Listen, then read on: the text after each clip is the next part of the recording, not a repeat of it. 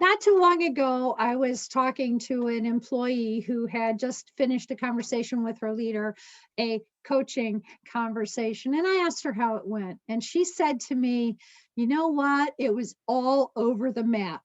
It was like here and there. And, I thought I knew what we were talking about. And then we went in another direction.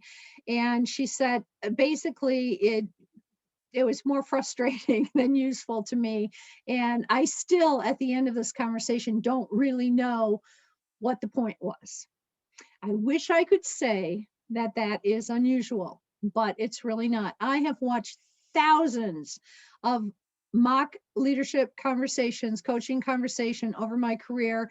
I have trained thousands of leader facilitators to teach people how to have conversations. And I see all over the roadmap all the time. And what that means is that there are a lot of people who have important discussions they need to have, but they're either unwilling or unable to engage in them. And the part of the reason that they're unwilling is because they're unable to have a successful conversation because they don't know how to stay in their lane.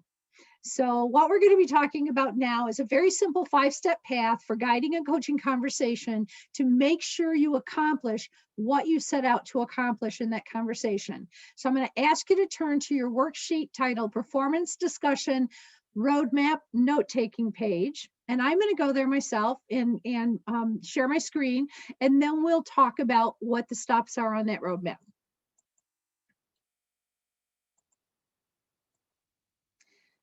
So this is what your worksheet should look like. And this path represents the trip we're going to take to have this discussion.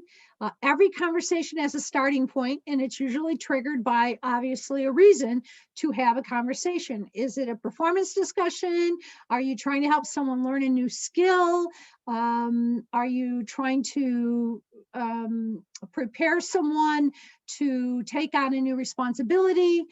Whatever, you're going to have a starting point. And so when you start that discussion and down your path to the end game, which is having a successful conversation, you want to have a successful conversation that delivers, gets you the results you desired, you will be starting right up here with the very first step, which is state. Pretty simple. Today, I want to talk to you about X.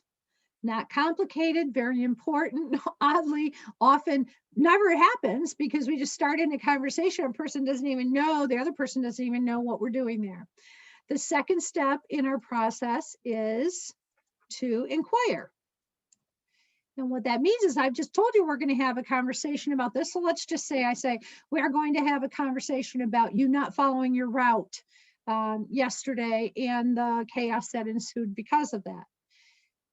Good, I stated it. Now I'm going to inquire. Tell me what you're thinking about that experience. And by inquiring, I'm getting the other person's perspective. So once I've described what the problem is and I've inquired about what the other person is thinking, I know what I'm thinking, I know what they're thinking, and then I can move on to the third step, which is to discuss. We're going to talk about the situation.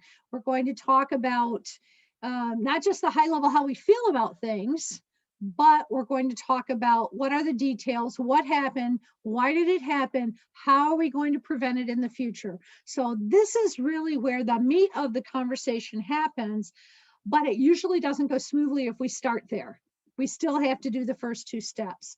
After we've talked enough and we've kind of figured out what it is that we are going to be moving forward with, we will take the next step, which is to plan.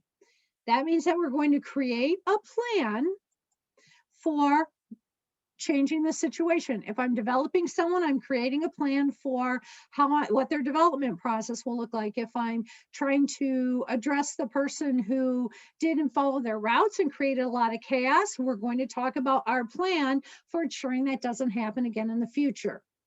And after we've gotten our plan together and we're all wrapped up nice and tidy with a bow, we're going to do the final step, which is to encourage. And the reason encourage is so important is because when we end a discussion on a positive note, the person will be thinking about their behavior and not your behavior. We've talked again and again about how important that is.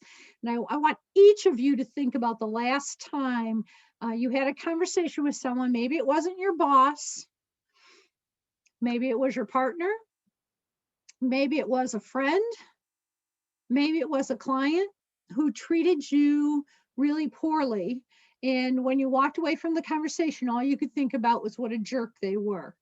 And our goal is to have someone leave saying, wow, you know, that wasn't exactly fun, but it was really helpful. And I understand what I need to do. And I feel like I was treated respectfully. So this simple 5-step process, state, inquire, discuss, plan, and encourage, is what we're going to be talking about in the next session.